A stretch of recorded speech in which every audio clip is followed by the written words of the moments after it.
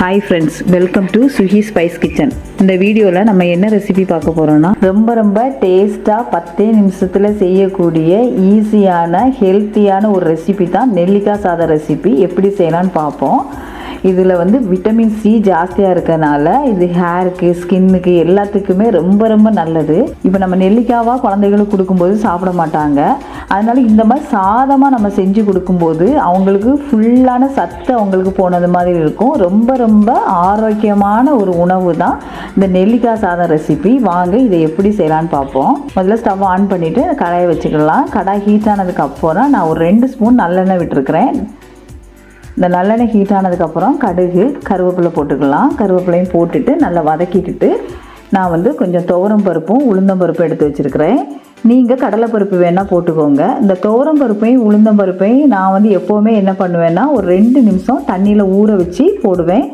ஏன் அப்படி ஊற வச்சு போடுறேன் அப்படின்னா, இந்த மாதிரி மெத்தடில் போடும்போது நம்ம வயசானவங்க, குழந்தைகள்லாம் சாப்பிடும்போது பல்லில் கடிபடாமல் ரொம்ப சாஃப்டாக இருக்கும். அதனால நான் எப்போவுமே இந்த தண்ணியில் ஒரு 2 நிமிஷம் நம்ம ஊற வச்சுட்டு போட்டோன்னா ரொம்ப சாஃப்டாகட்டும் இருக்கும், டேஸ்ட்டாகட்டும் இருக்கும். துவரம் பருப்பும் உளுந்தம் பருப்பும் போட்டிருக்கிறேன். நீங்கள் கடலைப்பருப்பு வேணால் போட்டுக்கோங்க.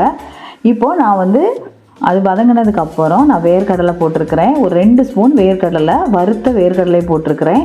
அதையும் போட்டுட்டு நம்ம மிக்ஸ் பண்ணிடலாம். இப்போ இது வதங்கினதுக்கப்புறம் நான் ஒரு 3 காஞ்ச மிளகா போட்டிருக்கிறேன். இது கூட நீங்கள் ஒரு பச்சை மிளகா வேணால் போட்டுக்கோங்க. நான் குழந்தைங்களுக்கு கொடுக்கறதுனால நான் பச்சை மிளகா போடலை. உங்களுக்கு தேவைன்னா ஒரே ஒரு பச்சை மிளகாவை சின்ன பீஸாக கட் பண்ணிக்கோங்க. அதையும் போட்டுட்டு நான் கொஞ்சம் காயப்பொடி போட்டிருக்கிறேன். அதையும் போட்டு வதக்கிக்கிடலாம்.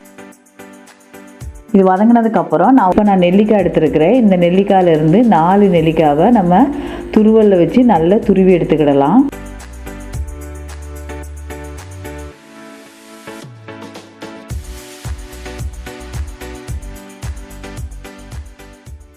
இந்த மாதிரி துருவி நான் எடுத்துகிட்டு வந்திருக்கிறேன்.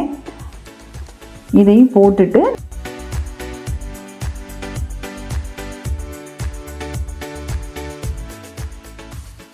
இப்போ இது கூட நான் ஒரு 1/2 ஸ்பூன் மஞ்சள்தூள் போட்டிருக்கிறேன். 1 ஸ்பூன் உப்பு, இவ்வளோத்தையும் போட்டுட்டு நம்ம ஒரு 2-3 நிமிஷத்துக்கு நம்ம வதக்கி விட்டுடலாம். இந்த மாதிரி வதங்கினதுக்கு அப்புறம் நான் சாதத்தை உதிரியாக வடித்து ஆற வச்சு வச்சுருக்கிறேன். இப்போ அதையும் போட்டுட்டு நல்லா மிக்ஸ் பண்ணிடலாம். நான் இப்போ 1.5 கப்பு சாதம் எடுத்துருக்கிறேன். அதுக்கு 4 நெல்லிக்காய் சரியாக இருக்கும். இப்போ அதை போட்டு நல்லா மிக்ஸ் பண்ணிடலாம்.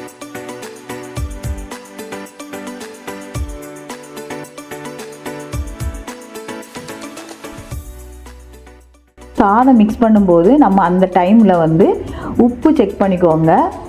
ஏன்னா சாதம் போட்டதுக்கப்புறம் உப்பு கரெக்டாக இருக்கான்னு பார்த்துக்கோங்க. நான் இப்போ செக் பண்ணி பார்த்தேன், எனக்கு கொஞ்சம் கம்மியாக இருக்கனால நான் இன்னும் ஒரு 1/2 ஸ்பூன் உப்பு போட்டிருக்கேன். போட்டுட்டு நம்ம நல்லா மிக்ஸ் பண்ணிட்டோன்னா ஒரு 2-3 நிமிஷத்தில் சாதம் ரெடி ஆகிரும்.